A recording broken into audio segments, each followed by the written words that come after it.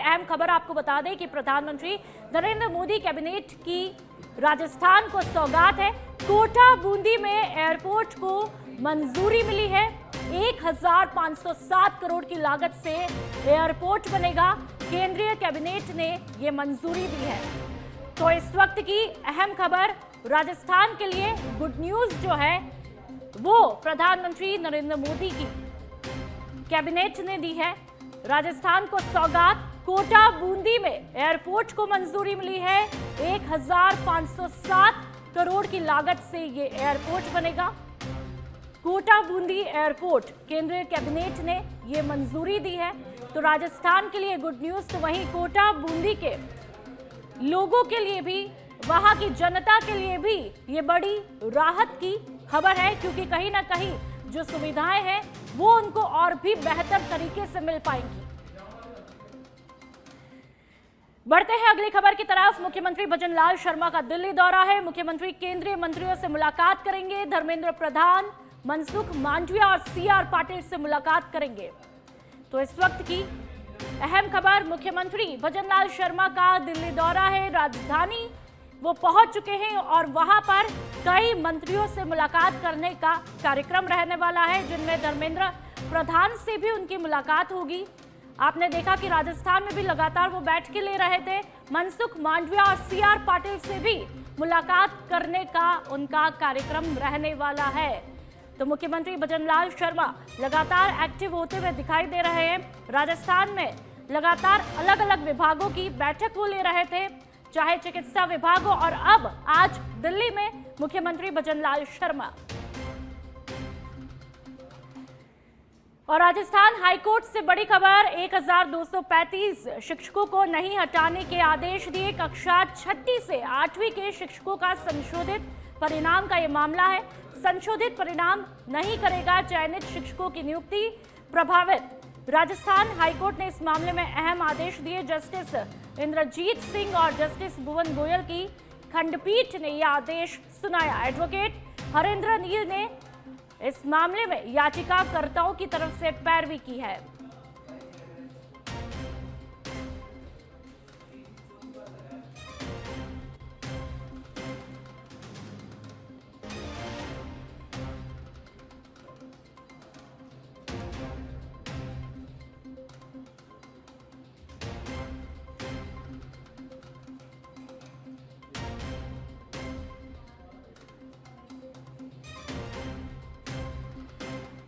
और चलिए अब खबर दिल्ली से, जहां पर नई दिल्ली में कृषि मंत्री यानी कि डॉक्टर किरोड़ीलाल मीणा और पर्यावरण मंत्री भूपेंद्र यादव की अहम बैठक है। प्रदूषण नियंत्रण, कृषि में उपचारित जल के उपयोग और मंत्रालयों के बीच समन्वय पर गहन चर्चा होगी। बैठक के बाद सचिव तन्मय सिंह की अध्यक्षता में उच्च स्तरीय प्रशासनिक बैठक रखी गई है। लिक्विड डिस्चार्ज पॉलिसी में 65% उपचारित जल का पुनर्चक्रण कर सिंचाई में अनिवार्य उपयोग लिया जाएगा और नीति का हिस्सा बनेगा। ये प्रावधान किसानों को सीधा इससे लाभ मिलेगा। तो वही जल संरक्षण हो और कृषि सुधार की दिशा में भी ये एक ऐतिहासिक कदम माना जा रहा है। तो लगातार राजस्थान के हित में कई अहम निर्णय जो है वो लिए जा रहे हैं।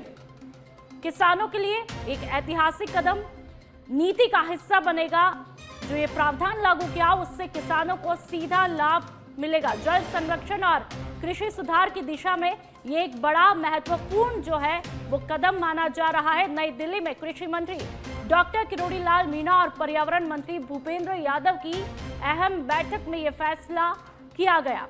प्रदूषण नियंत्रण, कृषि में उपचारित जल का उपयोग जो है वो किया जाएगा और मंत्रालयों के बीच भी किस तरह से कोऑर्डिनेशन किया जाए उस पर भी गहन चर्चा, विचार विमर्श यहां पर चल रहा है।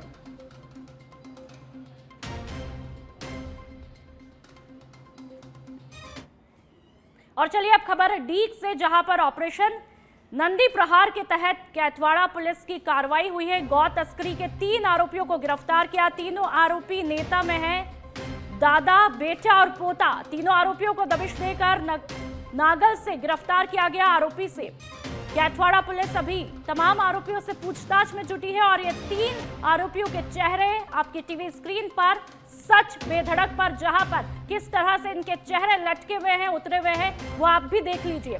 साइबर ठग और गौ तस्करों के खिलाफ अभियान चलाया जा रहा था।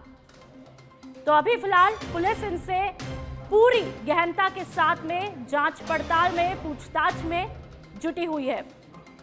साइबर ठग और गौ तस्करों के खिलाफ राजस्थान में अभियान चलाया जा रहा है और उसी के तहत यह अहम कार्रवाई पुलिस की देखने को मिलती है और उसी के तहत इन तीनों आरोपियों को धर दबोचा जाता है, गिरफ्तार किया जाता है और इनसे अब पुलिस आगे की कार्रवाई करेगी, पूछताछ करेगी और कई भी खुलासे होने की संभावना है। इसमें दादा, बेटा और पोता यानी कि पूरी की पूरी पीढ़ी जो है, आप देख सकते हैं कि किस तरह से जो है इसमें शामिल रही और अब इनको धर दबोचा, गिरफ्तार कर लिया है।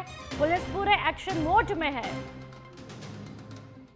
और चलिए अब खबर खाजूवाला से, जहां पर सुसाइड नोट लिखकर लापता हुआ दुकानदार सुबह ही सुसाइड नोट छोड़कर दुकान से लापता हो जाता है। परिजनों ने पुलिस थाने में रिपोर्ट भी दर्ज करवाई है। सुसाइड नोट में लिखा, मेरी बीवी मुझे मार डालेगी, मुझे इसके हाथों से नहीं मरना।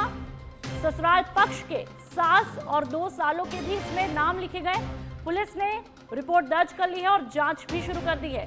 खाजूवाला के वार्ड नंबर 1 का ये मामला बताया जा रहा है, जहां पर आप ये खत, सुसाइड नोट भी देख सकते हैं कि किस तरह से इस व्यक्ति ने लिखा कि मुझे अपनी बीवी के हाथों से नहीं मरना, ये मुझे मार डालेगी। और आप देख सकते हैं कि मेरठ कांड के बाद में जो मुस्कान कांड देखने को मिला है, उसके बाद में कई पति जो है वो खौफजदा है और इससे पूरे महिला वर्ग को कहीं ना कहीं कुछ महिलाओं की वजह से शर्मसार होना पड़ता है। हालांकि ये आरोप जो है फिलहाल अभी पति ने लगाया है, अब देखना है इस आरोप में कितनी सच्चाई है। सुसाइड नोट पति ने लिखा है कि मेरी बीवी मुझे मार डालेगी और ससुराल पक्ष पर भी आरोप इस शख्स ने लगाए हैं। हालांकि जब पुलिस इसकी जांच पड़ताल करेगी तो इस आरोप में कितनी सच्चाई है और क्या कुछ खुलासे होंगे वो अभी बाकी है। तो लगातार पूरे देश में जिस तरह से पति खौफजदा है, ये बड़ा ही गंभीर चर्चा का विषय है, लेकिन इसके चलते पूरे महिला वर्ग को कहीं ना कहीं शर्मसार होना पड़ रहा है। और अब श्री माधोपुर इलाके के डेरावाली गांव में जमीन के कब्जे को लेकर बड़ा विवाद देखने को मिला है। पीड़िता मीरा देवी ने आरोप लगाया कि 2 दर्जन से ज्यादा लोग डीजे बजाते हुए मौके पर पहुंचे और जबरन जमीन पर कब्जा करने का प्रयास किया। इस दौरान आरोपियों ने घर में घुसकर उसके साथ और उसके दिव्यांग बेटी से मारपीट की और पूरे परिवार को जान से मारने की धमकी दी। घटना का एक वीडियो सोशल मीडिया पर जमकर वायरल है। हालांकि उसकी पुष्टि ये चैनल सच बेधड़क चैनल नहीं करता है। पीड़ित पक्ष और ग्रामीण बड़ी संख्या में एसडीएम कार्यालय पहुंचते हैं। वहां पर उन्होंने पुलिस प्रशासन के खिलाफ नारेबाजी की और दोषियों के खिलाफ कड़ी कार्रवाई की मांग की है। 10 तारीख को मार बेटा ने डीजे लिया अरमान मारपीट वो करी, कोई मारी सहायता अपनी करो, मैं सारा जाया सिकरताड़ी सारे कर रहे। अभी मारो ऊपर गुंडा कर जाए लाखना तो गाल गप्ता काट चुकना बाठा बगाऊँ थी अरमान रोटी खाबो भी रानो जब कैमरा लगा रहा है मैं कटे जाओ कोई सास ने बताओ मेरी कलाम बच्ची की सुन रहा मेरा आदमी गए 8 को ऑपरेशन में मान क्यों परेशान कर जाती वो तो में 4 दिन तो 8-10 दिन होगा पुलिस वाला आऊँ से मैंने कहते थे जाओ आई ले पुलिस में आ जाओ। अब पुलिस में जाऊँ बन अरेस्ट कर ली जाए भाई आ रहा को ने अरमान नहीं कहते थे बन को ले कौन जा रही। इस मामले में मारपीट डीजी के साथ कब्जा करने की नीयत से 10 तारीख को हुआ था। 10 तारीख को मैं स्वयं भी रिटायर्ड पुलिस अधिकारी हूँ, मैंने एसएचओ को निवेदन किया था। उसके बाद में 11 तारीख को प्रार्थना पत्र लेके गए थे मुकदमा दर्ज करने की कि इनको छोड़ दो मुकदमा दर्ज कर दूँगा। उसके उपरांत दर्ज नहीं किया तो 13 तारीख को हमने पक्ष किया। 14 को श्रीमान 13 को श्रीमान एसपी साहब के पेश हुए, तब आदेश हुआ। 14 को मुकदमा दर्ज होने के बाद में भी रिपोर्ट नहीं दे रहा था। और अब खबर सागवाड़ा से, जहां पर मुंबई पुलिस ने सोने के दलाल की गिरफ्तारी की है। आरोपी को इंदौर से गिरफ्तार किया गया। सागवाड़ा मुंबई के व्यापारी से खरीदा था 4 किलो सोना। जेवरात का भुगतान नहीं करने पर इस कार्रवाई को अंजाम दिया गया। मुंबई के व्यापारी से 4 किलो सोना खरीदा था, जेवरात का भुगतान नहीं करने पर इस कार्रवाई को अंजाम दिया गया और मुंबई पुलिस ने सोने के दलाल की गिरफ्तारी की है। आरोपी को इंदौर से गिरफ्तार करके सागवाड़ा लाया गया है।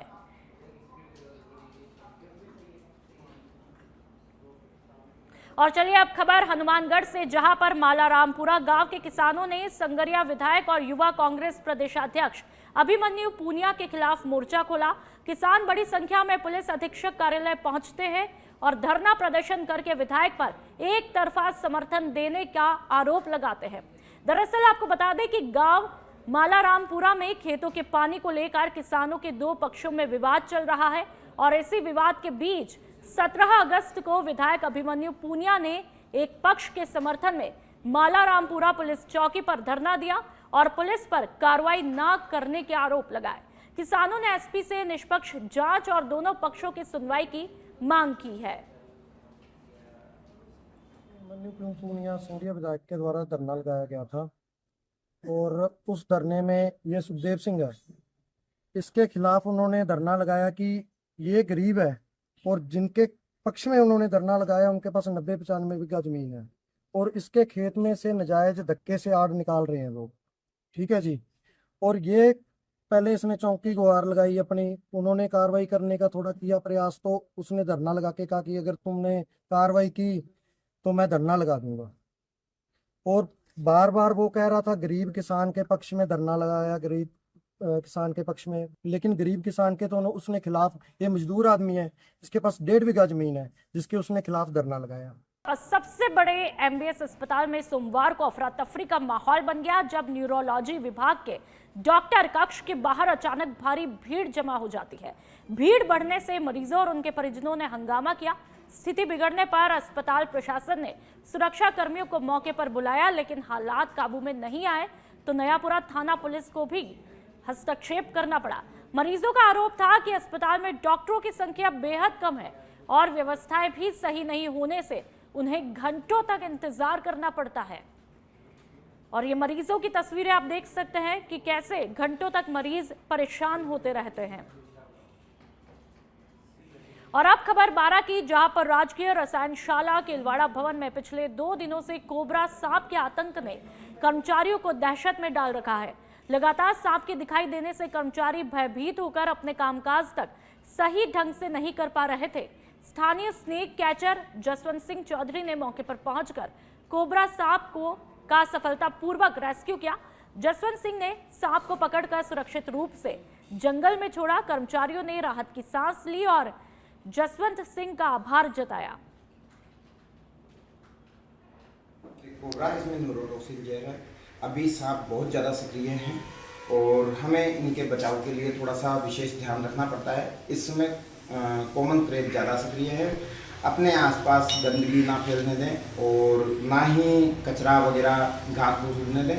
कबाड़ अगर आसपास पड़ा है तो उन्हें दूर रखें, मकान को साफ सुथरा रखें। और अधिकतर सर ये किस स्थान पर सुरक्षित रह पाते हैं? ये जहाँ पे बिल वगैरह हों, घर में बिल वगैरह होते हैं या कंडे छाने अगर आपके यहाँ हैं, चूहे अगर मकान में हैं तो हर जगह ही।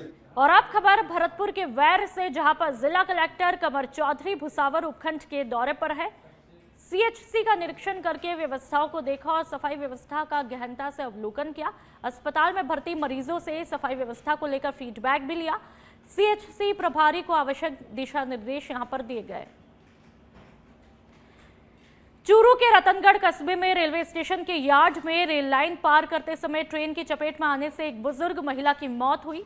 जीआरपी थाना प्रभारी जयराम ने बताया कि महिला रतनगढ़ में अपने पीहर राखी बांधने आई हुई थी। फिलहाल शव को मोर्चरी में रखवाया है।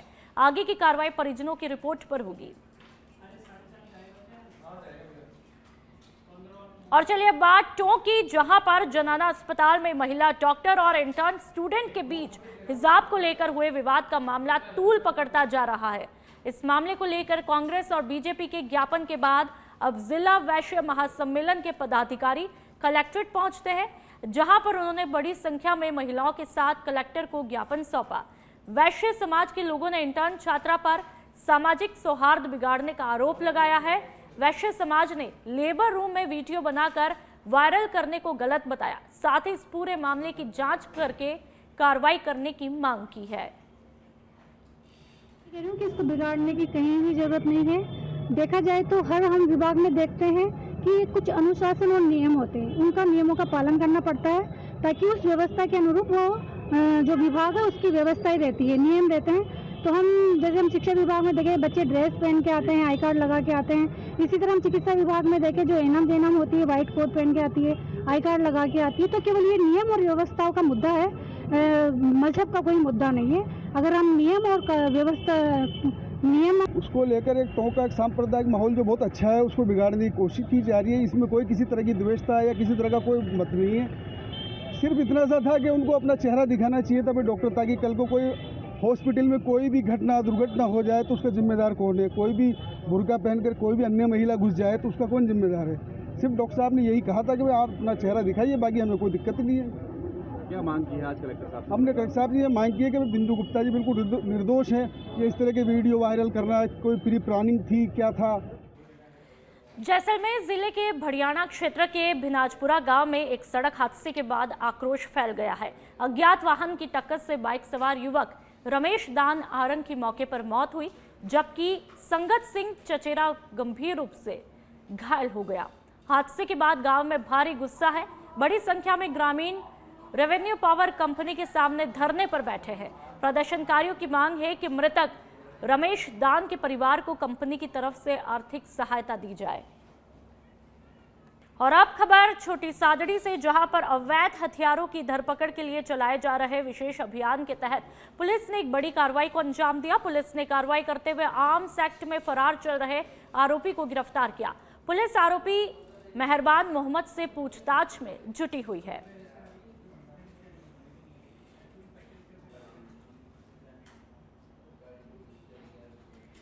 और अब खबर गंगापुर से, जहां पर क्षेत्रीय विकास मंच ने रेलवे विकास और आमजन की सुविधाओं से जुड़े मुद्दों पर मंडल रेल प्रबंधक कोटा को 2 महत्वपूर्ण ज्ञापन सौंपे।